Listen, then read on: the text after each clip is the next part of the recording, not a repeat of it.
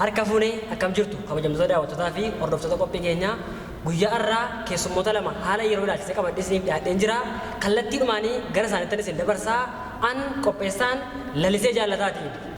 Egaa keessummoota keenya baga nagaan gara istuudiyoo keenyaatti dhuftan isin jechaa asumaan keessummoota taatanii adda addaa kan argamtan daawwattoota keenya wajjin akka wal bartanii fi haala yeroo irratti maal irratti akka haasa'uu dhuftanii fi ofii keessanii wajjin akka wal bartan uummattoota keenya wajjin isin jechuun barbaade. Jalqaba irratti Dr. Faayisaa irraa jalqabu. Egaa maqaan koo Faayisaa Bultiidha. Dr. Faayisaa Bultiiti. Kan inni irraa dhufe Oromiyaa eessaa dhufte hin jedhamu. Maqaan koo Dr. Faayisaa Bultiiti. Wanti as dhufeef immoo haala yeroo ilaalchiseeti. Kanumaadha isiniin jechuun barbaade. Tolee Dr. Faayisaa galatoomaa isiniin jechaa obbo Nagaasa dhimma nageenyaa irraa kan dhuftanii isinis akkuma Dr. Faayisaa daawwattoota keenya waliin akka wal bartan isin affeereera. Galatoomaa jechaa anis obbo Nagaasaa Mul'ataati Oromiyaa lixaa ona Wallagga lixaatti dhaladhee guddadhee dhimma nageenyaa irratti dhufe. Dhimma nageenyaa irratti uummata keenyaa fi ibsa gahaa laachuu dhufe.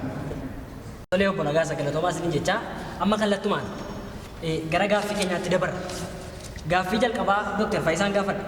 Dr. Faayisaa fayyaa ilaalchisee uummati keenya haala kamirra jira? Inni uummata keenya maal fakkaata? Gogaan isaa maal fakkaata? Fayyaa ilaalchisee uummati keenya fayyaadha moo fayyaa miti? Isa jedhuun isin gaafadha jalqaba irratti. Tolee haala fayyaa uummata keenyaa ilaalchisee keeziin ta'e ni jiraata. Keeziin ta'e kuni uummati keenya miidhamaadha.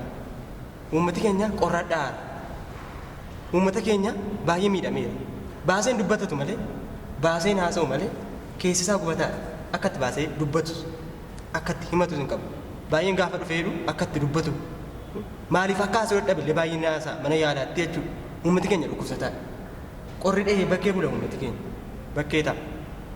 Kana malees immoo maalli inni gaafa isaan gaafannu karaa olii nutti roobaa jira.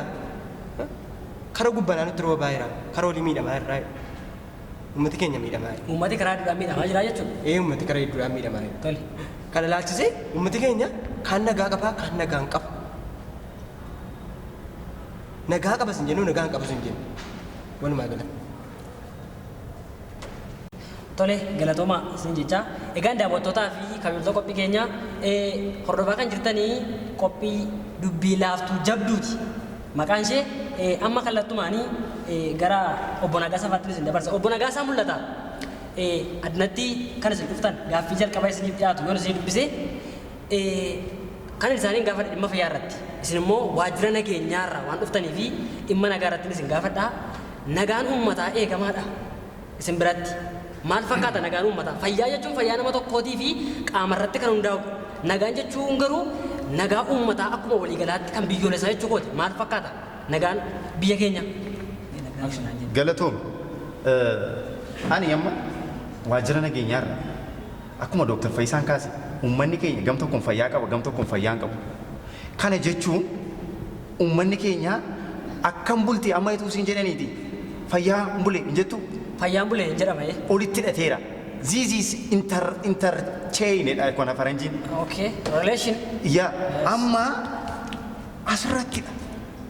Fayyaaf nagaan tokko jedhama. Uummanni keenya nagaa guutuu qaba. Garuu uummanni keenya waan beekuuf tokko jira. Galgala qorradhee keezii qorraa kee wanta guddaa wanta bokkaa fakkaatutu samii irraa gaditti rooba. Sirrii kaase you are right. Uummanni keenya galgala gaafa gadi ba'u dullaa fudhatee qorriyatuun dhayin uummata keenya irraa kana isinii dabarsaa qorriyatuun dhayin dursee qorra sana dha'uu qaba. Qorraa dha'uu qaba. Dha'uu qaba. Ofirraa qolachuu qaba. Kuffisuu qaba. Wanta bokkaa fakkaatee asii gadi itti roobu kana yatuun ittiin dhufii hundeedhaan asii ol qolachuu qaba uummanni keenya. Kanaaf ajandaa irratti qabadhee nufi yatuun hin kaasne ta'eeti. Uummanni keenya kana gochuu qaba.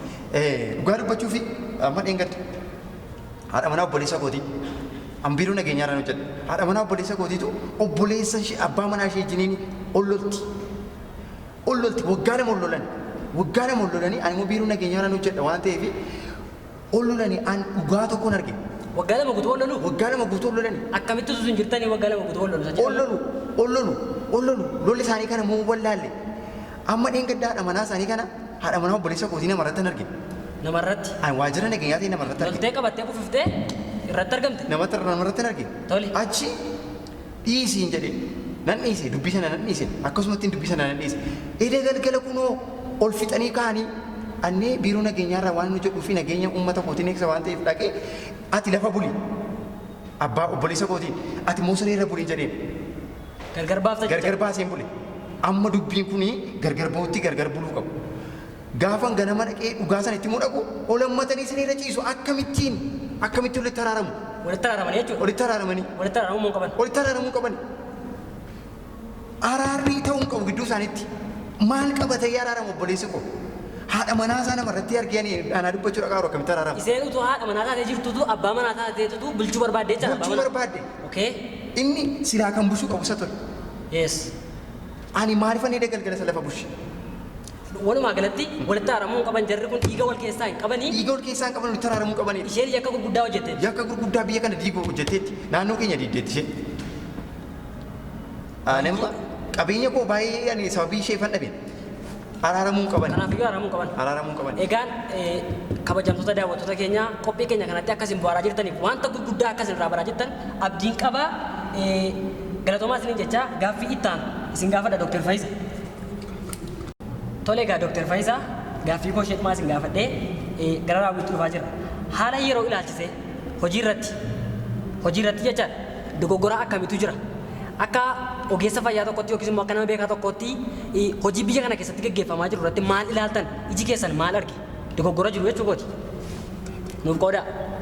Tolee galatoomi gaaffii bareedaa gaaffii yaada uummataa keessa jiru hawaasi gaafachuudhaaf qophii qabuna gaafattee asmaan yoon dabarsee fi darbe gaarii natti fakkaata.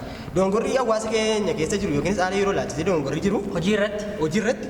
Yes. Jira. Dogongorri jira. Dogongorri akkamitti jira yoo jette yeroo darbe riqicha 68 tokkotu ijaaramee ture hawaasa keenya kan itti tajaajilu. Ijaaramee ture.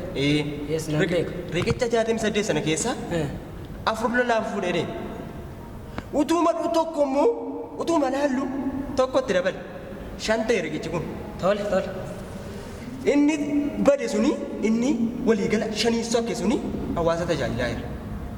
Hawaasa ta'ee jechuudha. Namooti baay'een jiru tajaajilaa jiru.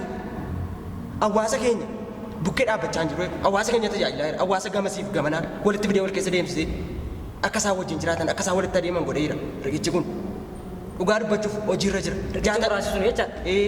Riqichi 63 hafe sun ammas deemeeru sana hojii hojjechaa jiru.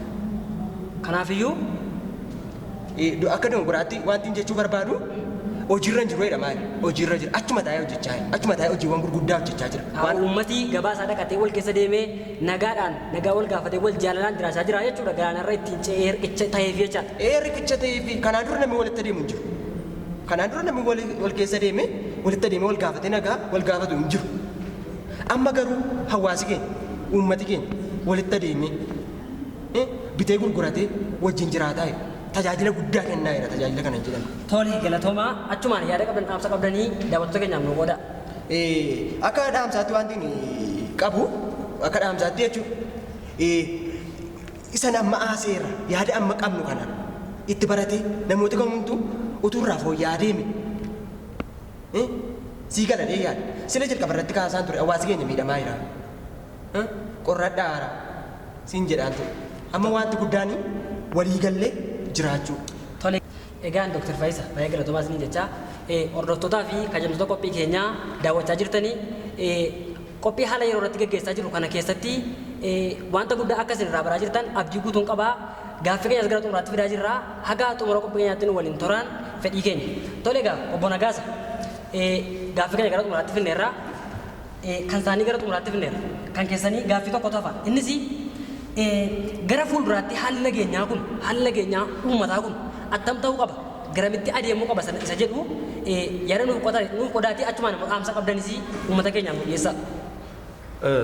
Galatoomii gara fuulduraatti uummanni keenya waan isin beekuu qabdanii hundumti keessan maqaa keessan Nagaasaa isheen durbaa nagaa ishee jijjiirrattee nagaa ishee eeggattee inni dhiiraa Nagaasaa eeggatee uummanni keenya akkuma walitti dhiyoo jiru maqaa isaa kana leetu nagaasaaf nagaa isheetti jijjiirate gaariidha jedhee yaada. Kanaafi uummanni keenya kun uummata nagaa barbaadu. Uummata nagaa barbaadu akka baha Afrikaatti akka Afrikaa guutummaa Afrikaatti nagaa barbaada. Kanaafi nagaa keessanii kabajadhaan isiniin jedha. Nama kamiyyuu nagaa barbaadaafiin isiniin jedha. Naan immoo qophii itti aanu nurra gara. Kanaan isinan jaalladha uummata koon jedha uummatan bakka bu'ee dhufeeti. Tolee uummata tolee rakkoon qabu baay'ee galatoomaa isiniin jecha egaa qophii keenya xumurreerra. Tolee kabajamtootaa fi hordoftoota qophii keenyaa haga yoonaatti kan isin ilaalaa turtanii qophii dubbii laaftuu jabduuti. Isee kanas gara xumuraatti finneerraa haga xumuraatti waan daawwattaniif galatoomaa isiniin jecha haga qophii kan biraatiin walitti deebinutti nagaan tura.